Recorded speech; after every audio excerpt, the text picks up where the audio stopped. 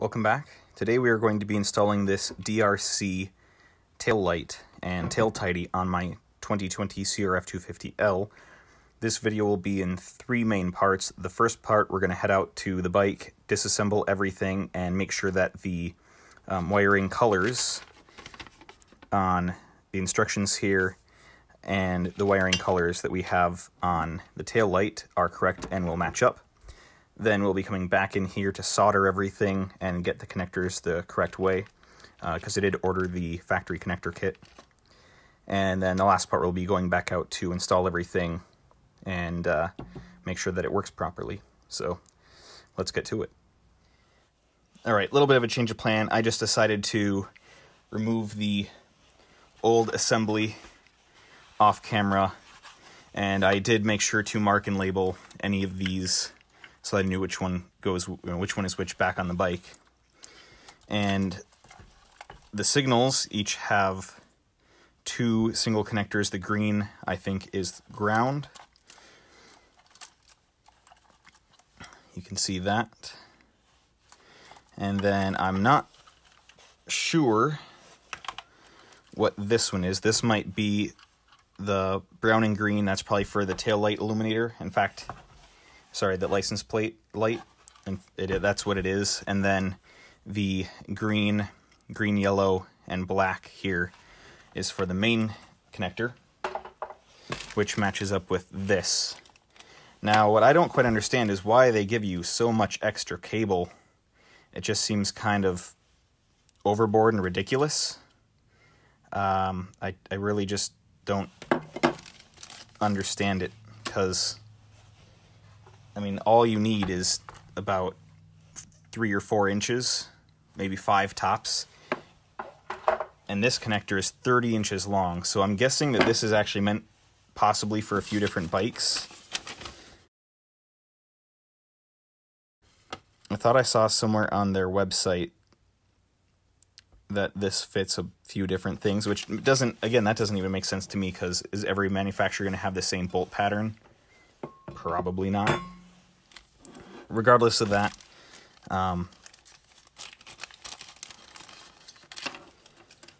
we will get this all connected up. So the first thing I want to do is make sure that I get these 4 in the correct order on this connector, along with these 2. So blue to blue, white to white, that makes sense. And then these 3 should match up with the other ones.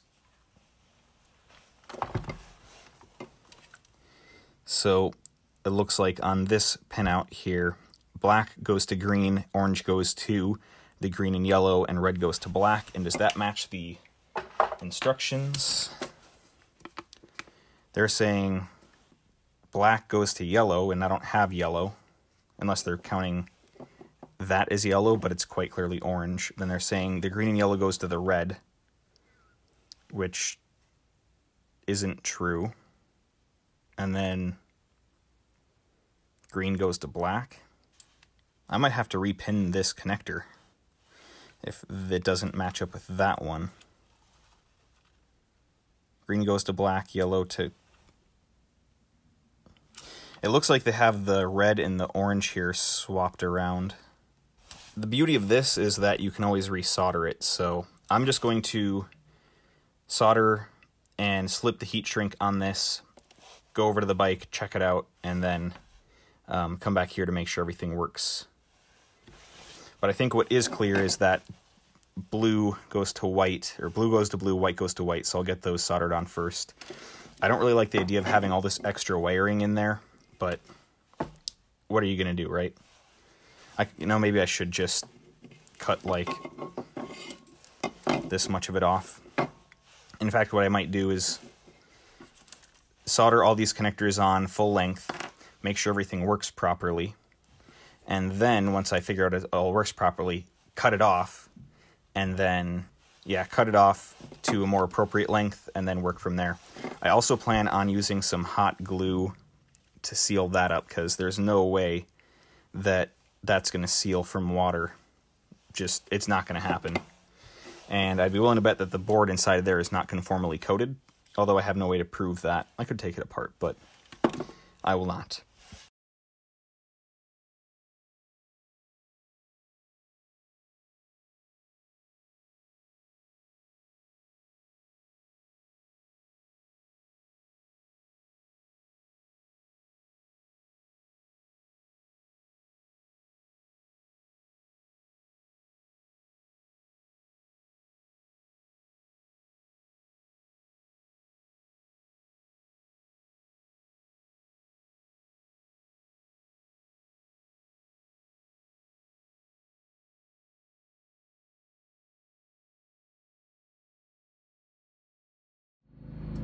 Alright, so we're here in the shed. I have the lights off so we can see the light a little bit better. I've got the wires jankily hooked up here, so let's give it a function test. Okay, so let's do left signal.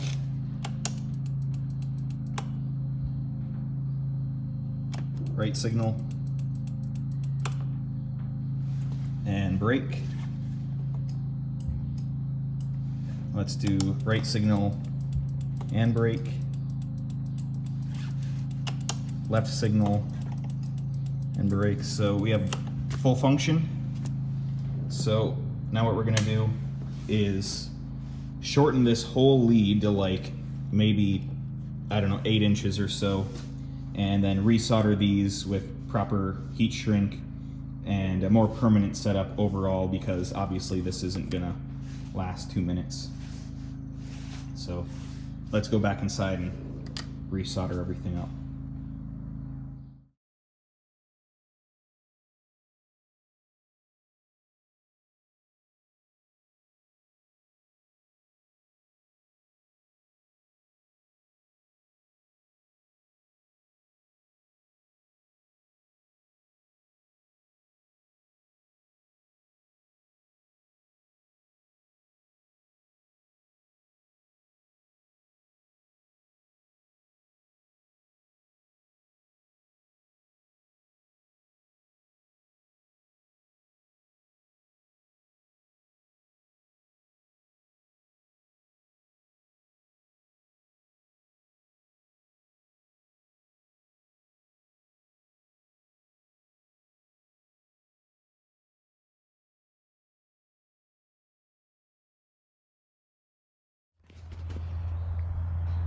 All right, this is just a preliminary fit up. It looks like the light is blinking, but it's not. That's just the frame rate of the camera. I think that looks rather nice, actually. I don't have the taillight, or I don't have the license plate on yet, simply because I didn't actually tighten everything down fully. I just wanted to do, as I said, a test fit. So I'm gonna get everything tightened down properly, use Loctite where I think it's needed, and then get the plate on. And then after that, I'll come back for one last check and I know, give some of my thoughts on it. Well, that's how it looks now, and I must say, I'm really liking it. Now, I don't think this taillight is quite as bright as the original one. I'll have to do some comparison and testing with that a little later, but that's not honestly a huge deal. I don't think people really look at me or pay that much attention to me, because people just generally don't see motorcyclists, regardless of how flashy they try to be. This has completely eliminated the issue of this melting any turn signals because, well, there's no longer any turn signals. So, it's not cheap, but it is, I think, specifically for this application, the best way to go. It cleans up the tail, as you know, the name suggests, tail tidy. And it's a little bit lighter, and I just think it's a better option. I'm not super happy about how flared out this is.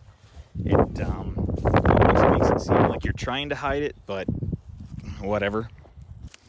I also adjusted the preload just a little bit more. It's currently maxed out, so you can still see it squats down quite a bit, but it's not as bad as it was. Getting in there to change that preload is a pain, I tell you, but you get it done. Really, as long as you can break it loose that first time, after that, it's not too bad. Giant loop Diablo bag. Man, that thing's awesome. It fits this bike perfectly. It does interfere with these with the handlebars just a little bit, so maybe I could bring everything forward, but it's not like it's gonna cut it open or anything. It's just a little bit of interference, as you can see when you bring the bars all the way in. But I'm almost never at full lock unless I'm parking it, so I don't see that as being a major issue anyway. Other than that, I think that's all there is to do. Oh, I can't forget the sticker. I don't have my tripod out here, so I couldn't film putting that thing on, but it's a sticker. I'm starting to run out of room a little bit. I'm avoiding putting anything back here because when I have my Reckless 40 on, you're never going to see those. But if I run out of room up here, then I'll start filling it up back there. I was going to put it up here, but I didn't really want to take the windshield off. Thought about putting it on here because it's a nice long spot, but it was just too tall to fit on here very well, so it's gonna sit there. Well, that's all for this video, so until next time, see ya.